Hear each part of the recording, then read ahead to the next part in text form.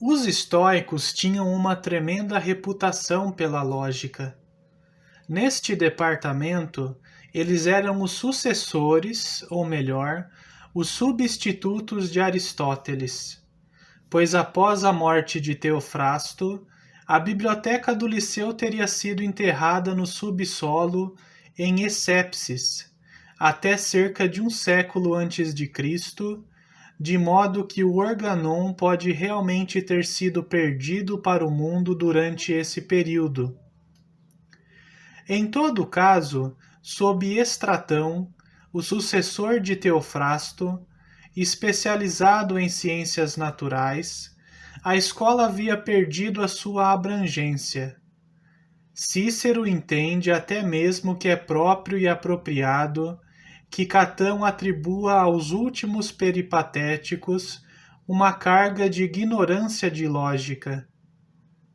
Por outro lado, Crisipo ficou tão famoso por sua lógica que criou uma impressão geral de que, se houvesse uma lógica entre os deuses, não seria outra senão a de Crisipo.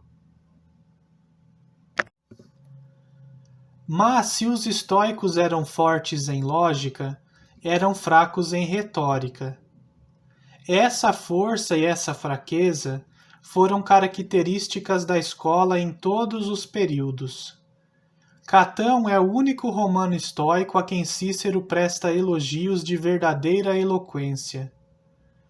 Nos assentos moribundos da escola, como escutamos em Marco Aurélio, o sábio imperial conta como algo a agradecer ter se abstido do estudo da retórica, da poética e da elegância da dicção. O leitor, porém, não pode deixar de desejar que ele tivesse tomado alguns meios para diminuir a penúria de seu estilo. Se uma lição fosse desejada sobre a importância do sacrifício às graças, poderia ser encontrada no fato de que os primeiros escritores estoicos, apesar de sua sutileza lógica, pereceram todos e que seus vestígios têm de ser buscados em grande parte nas páginas de Cícero. Ao falarmos da lógica como um dos 3 departamentos da filosofia, devemos ter em mente que o termo foi de um significado muito mais amplo do que o que tem conosco. Incluía retórica, poética e gramática, bem como dialética ou lógica própria, para não falar de inquisições sobre os sentidos e o intelecto, que agora cabe referir à psicologia. A escola, já foi dito, era fraca em retórica. No entanto, Cleantes escreveu uma Arte da Retórica, assim como Crisipo. Contudo, Cícero as recomendava apenas para aqueles que quisessem se manter em silêncio. Eles seguiam a bem estabelecida divisão da retórica em deliberativa, judicial e demonstrativa, reconhecendo que os fins do discurso público são balançar os pensamentos dos homens, ou pleitear a causa na justiça, ou apresentar alguma pessoa ou coisa como objeto de louvor ou censura. Entre os requisitos do orador, enumeraram invenção, estilo, arranjo e entrega. Um quinto requisito, a saber, memória, geralmente é adicionado, pois os outros instrumentos são de pouca utilidade para o orador, se não houver memória para reter o pensamento, a linguagem e o arranjo. Outro ponto em que os estoicos seguiram a tradição estabelecida foi na análise de um discurso em prefácio, narração, questão controversa e conclusão. Em relação à invenção, Cícero reclama dos estoicos por negligenciá-la como uma arte. Não tinham nada correspondente aos tópicos de Aristóteles, para fornecer matéria para a dialética, nem nenhum vade-mecum para oradores, como a posterior arte de Hemágoras, o que quase poupava às pessoas o trabalho de pensar. Lógica, no seu conjunto, é dividida em retórica e dialética. A retórica foi definida como conhecimento de como falar bem nos discursos expositivos, e a dialética como conhecimento de como argumentar corretamente em assuntos, de pergunta e resposta.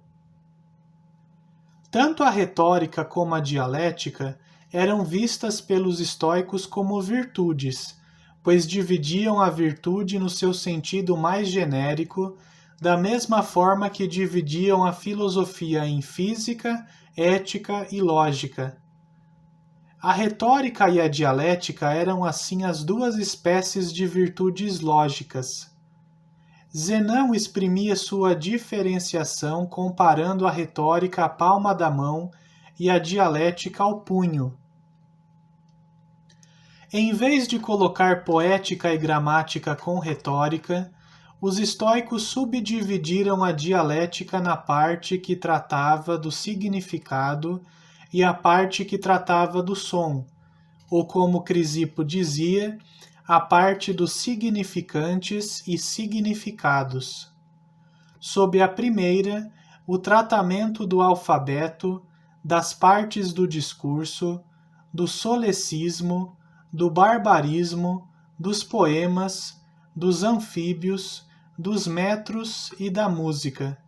Uma lista que à primeira vista parece um pouco misturada, mas na qual podemos reconhecer as características gerais da gramática, com os seus departamentos de fonologia, de acentuação e de prosódia.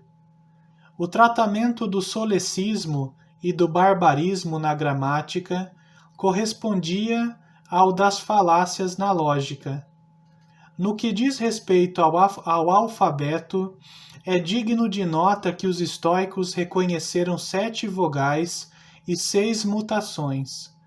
Isto é mais correto do que a nossa maneira de falar de 9 mudas, já que as consoantes oclusivas não são, obviamente, mudas. Havia, de acordo com os estoicos, 5 partes da fala: nome, apelativo, verbo, conjunção, artigo. Nome significava um nome próprio e apelativo um termo comum.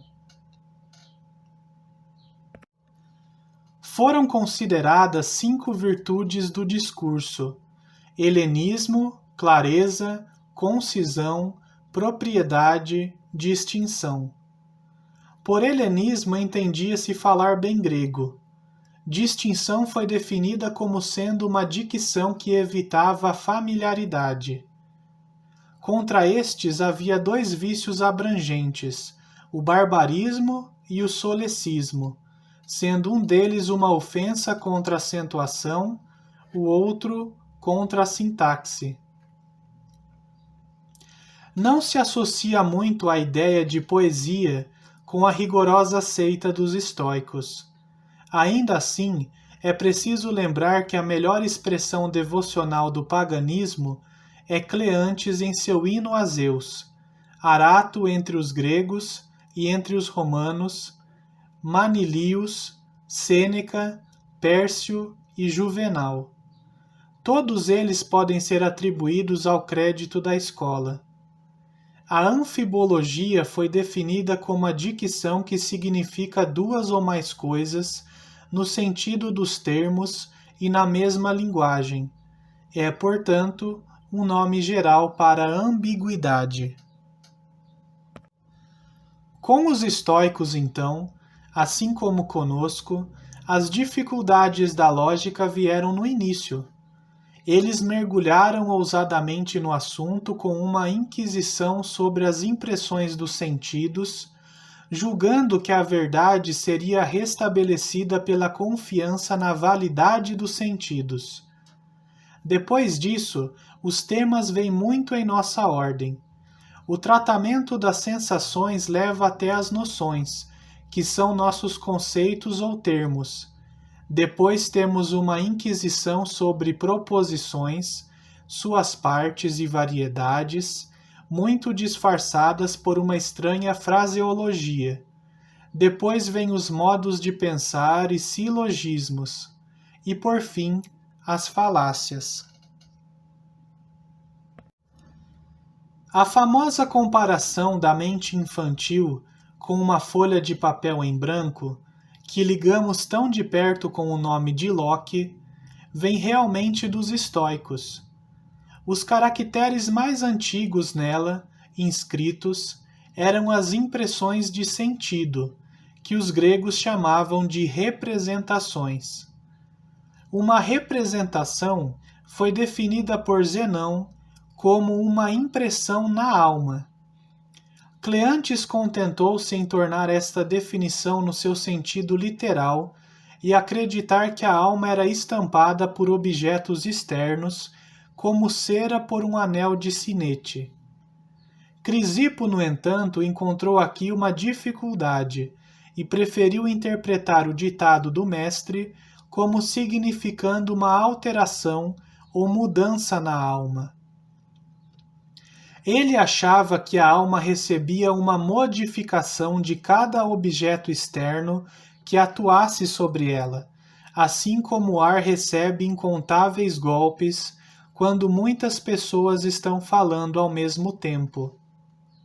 Além disso, ele declarava que ao receber uma impressão, a alma era puramente passiva e que a representação revelava não apenas sua própria existência, mas também a de sua causa, assim como a luz se exibe e também as coisas que nela se encontram. Assim, quando através da visão recebemos uma impressão de branco, ocorre um efeito na alma, em virtude do qual somos capazes de dizer que existe um objeto branco que nos afeta. O poder de nomear o objeto reside no entendimento. Primeiro deve vir a representação, e o entendimento, tendo o poder de enunciar, expressa na fala o efeito que recebe do objeto. A causa da representação foi chamada de fantasma, por exemplo, o objeto branco ou frio. Se não a causa externa, então o suposto objeto da impressão era um fantasma, como uma figura em um sonho ou as fúrias que Orestes vê em seu frenesi. Como então se distinguiu a impressão que tinha a realidade por trás dela daquela que não tinha? Pela sensação. É tudo o que os estoicos realmente tinham a dizer em resposta a esta pergunta. Assim como Hume fez a diferença entre as impressões de sentido e as ideias para se deitar na maior vivacidade das primeiras, também eles o fizeram. No entanto, Hume não viu necessidade de ir além da impressão, enquanto que os estoicos viram. Certas impressões, eles sustentavam, levavam consigo uma convicção irresistível de sua própria realidade, e isto não apenas no sentido de que existiam, mas também de que eram referenciáveis a uma causa externa. Eram as chamadas representações envolventes. Uma tal representação não precisava de prova de sua própria existência, nem da existência de seu objeto. Ela possuía autoevidência. Sua ocorrência era atendida com rendição e consentimento por parte da alma. pois é tão natural a alma consentir com o evidente, como é para ela perseguir o verdadeiro bem. O assentimento a uma representação envolvente era chamado de compreensão, como indicação da firmeza que a alma assim tomava da realidade. Uma representação envolvente era definida como aquela que estava estampada e impressionada a partir de um objeto existente, em virtude daquele objeto em si, de tal forma que não podia ser de um objeto inexistente. A cláusula, em virtude daquele objeto em si, foi colocada na definição para contrapor a um caso como o do louco Orestes, que toma sua irmã como uma das fúrias. Ali, a impressão derivava de um objeto existente, mas não desse objeto em si, mas sim como tomado pela imaginação do receptor. O critério da verdade, então, não era outro senão a representação envolvente. Tal era pelo menos a doutrina dos primeiros estoicos, mas o último acrescentou uma cláusula salvadora, quando não há impedimento, pois foram forçados por seus adversários, com casos tão imaginários como o de Admeto, vendo sua mulher diante dele em movimento e ainda não acreditando que fosse ela.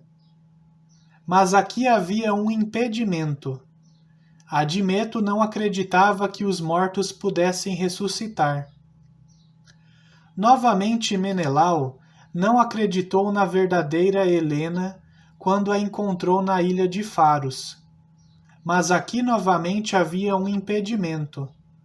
Para Menelau, não se podia esperar que ele soubesse que estava há 10 anos lutando por um fantasma. Quando, no entanto, não houvesse tal impedimento, então eles diziam que a representação envolvente realmente merecia seu nome, pois quase pegava os homens pelos cabelos da cabeça e os arrastava para o consentimento. Até agora temos usado apenas representação de impressões reais ou imaginárias dos sentidos, mas o termo não foi assim restrito pelos estoicos, que dividiram as representações em sensíveis e não sensíveis. Estas últimas provinham do entendimento e eram de coisas sem corpo, que só podiam ser compreendidas pela razão. As ideias de Platão, eles afirmavam existir somente em nossas mentes. Cavalo, homem e animal não tinham existência substancial, mas eram representações da alma. Os estoicos eram, portanto, o que devemos chamar de conceitualistas. A compreensão também era usada em um sentido mais amplo do que aquele em que a temos empregado até agora. Havia compreensão pelos sentidos como do branco e do negro, do áspero e do suave, mas também havia compreensão pela razão de conclusões demonstrativas, tais como que os deuses existem e que eles exercem a providência. Aqui nos lembramos da declaração de Locke. É tão certo que exista um Deus, como que os ângulos opostos feitos pela intersecção de duas linhas retas são iguais. Os estoicos realmente tinham grandes afinidades com aquele pensador, ou melhor, ele com eles. O relato estoico da maneira como a mente chega às suas ideias pode quase ser tirado do primeiro livro do ensaio de Locke. Enumeram-se 9 maneiras, das quais a primeira corresponde à ideia simples.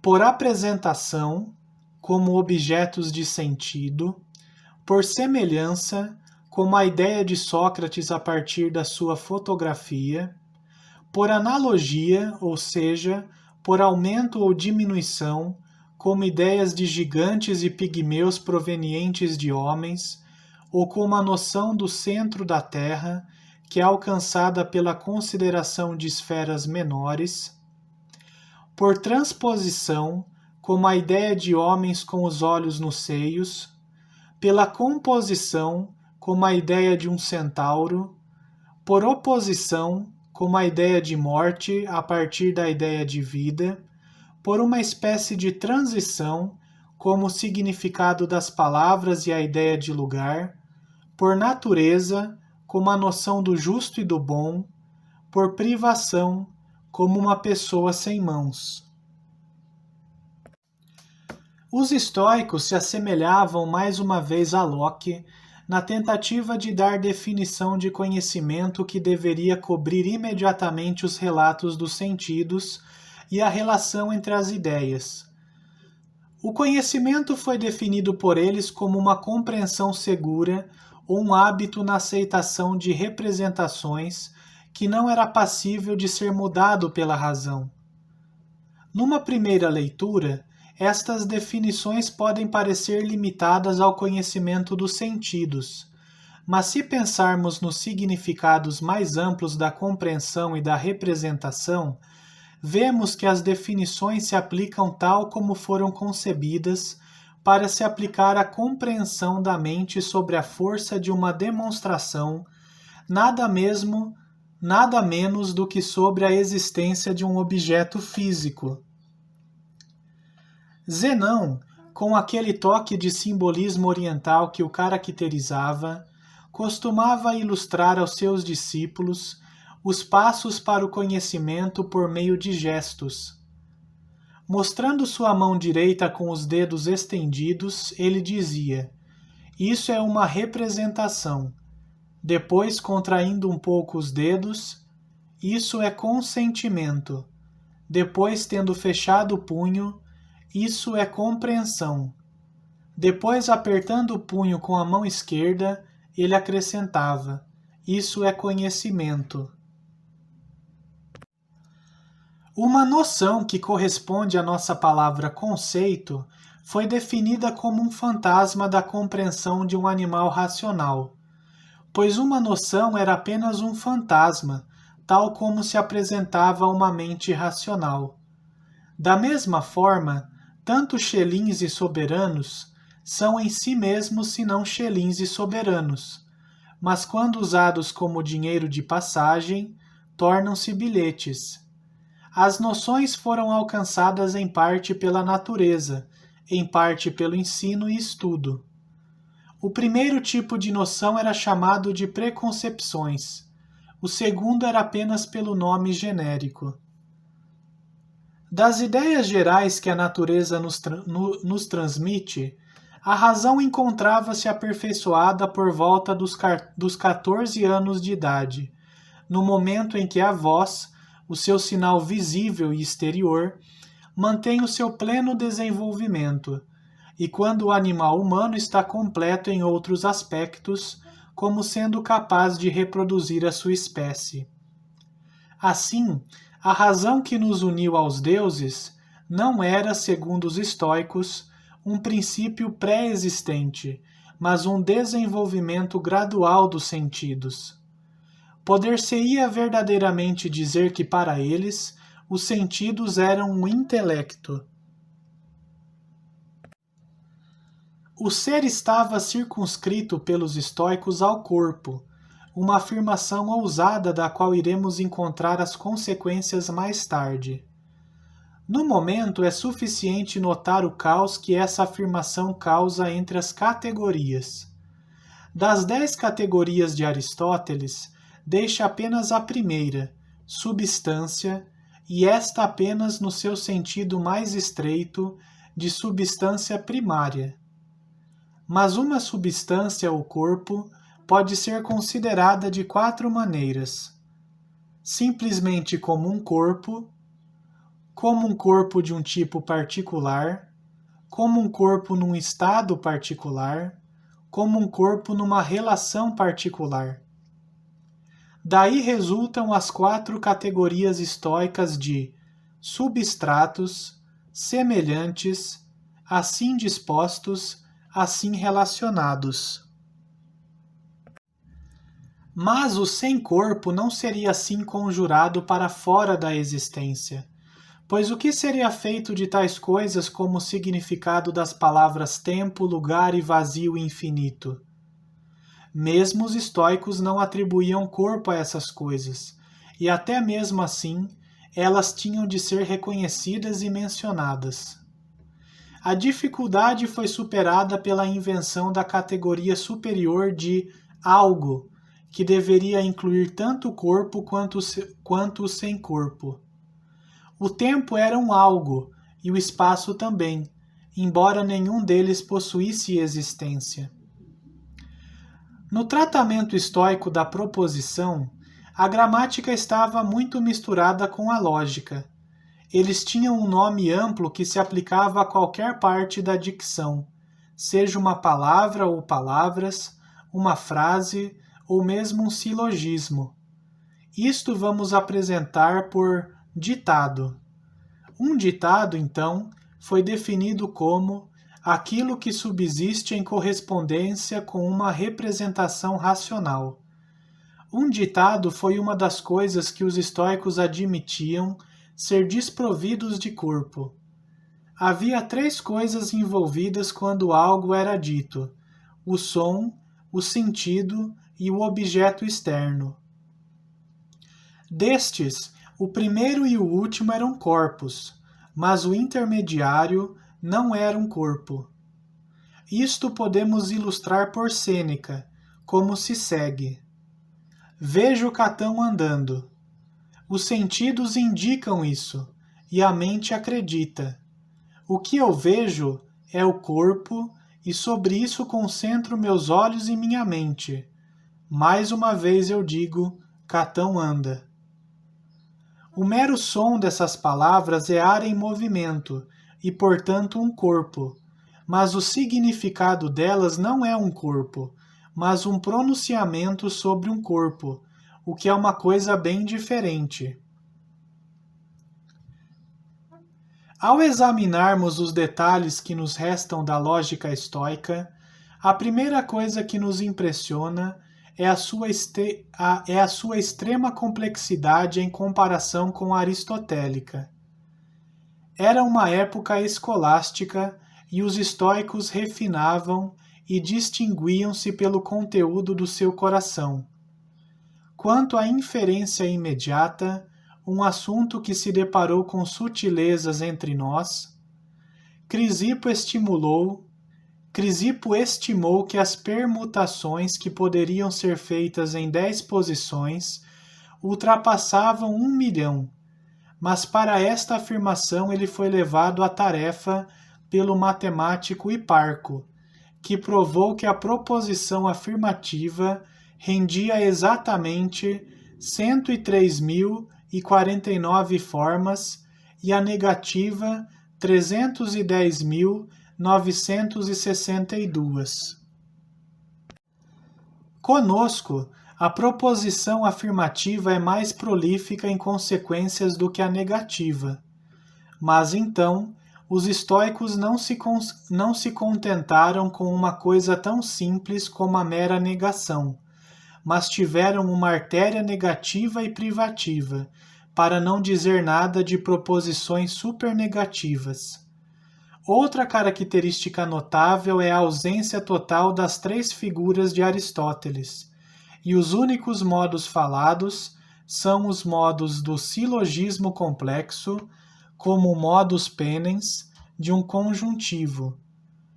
O seu tipo de raciocínio era: se A, então B, mas A, B. O importante papel desempenhado pelas proposições conjuntivas em sua lógica levou os estoicos a formular a seguinte regra com relação à qualidade material de tais proposições: a verdade só pode ser seguida pela verdade, mas a falsidade pode ser seguida pela falsidade ou pela verdade. Assim, se for verdadeiramente declarado que é dia, qualquer consequência dessa afirmação, por exemplo, que há luz, deve ser também verdadeira. Mas uma falsa afirmação pode levar a qualquer um dos caminhos. Por exemplo, se for falsamente afirmado que é noite, então a consequência de que está escuro também é falsa. Mas se dissermos a Terra voa, o que foi considerado não apenas falso, mas impossível, isso envolve a verdadeira consequência do que a Terra é. Embora o simples silogismo não seja aludido no esboço que Diógenes Laércio dá à lógica estoica, é de ocorrência frequente nos relatos que nos deixaram dos seus argumentos. Tomemos, por exemplo, o silogismo com o qual Zenão defendia a causa da temperança. Não se confia um segredo a um homem que está bêbado. Confia-se o segredo a um homem bom. Um homem bom não se embebeda. A discussão em cadeia, que erradamente chamamos de sorites, também era um dos recursos favoritos dos estoicos. Se um único silogismo não foi suficiente para convencer os homens para a virtude, certamente uma série condensada deve ser eficaz. E então eles demonstraram a suficiência de sabedoria para a felicidade da seguinte forma: o homem sábio é temperado, o temperado é constante, a constante é imperturbável, o imperturbável é livre de tristeza. Quem é livre da tristeza é feliz. O homem sábio é feliz. O deleite que os primeiros estoicos tomaram neste puro jogo do intelecto levou-os a se lançar com avidez sobre o abundante estoque de falácias correntes entre os gregos do seu tempo. Estas, aparentemente, a maioria delas, foram inventadas pelos megáricos, e especialmente por Eubúlides de Mileto, discípulo de Euclides, mas tornaram-se associados aos estoicos, tanto por amigos como por inimigos, que ou elogiam sua sutileza ou zombam de sua solenidade ao lidar com elas. O próprio Crisipo não estava muito acima ao propor sofismas tais como os seguintes: quem divulga os mistérios aos não iniciados comete impiedade. O Hierofante divulgou os mistérios aos não iniciados. O hierofante comete impiedade. Tudo o que disser passa pela sua boca. Você diz uma carroça passa pela sua boca.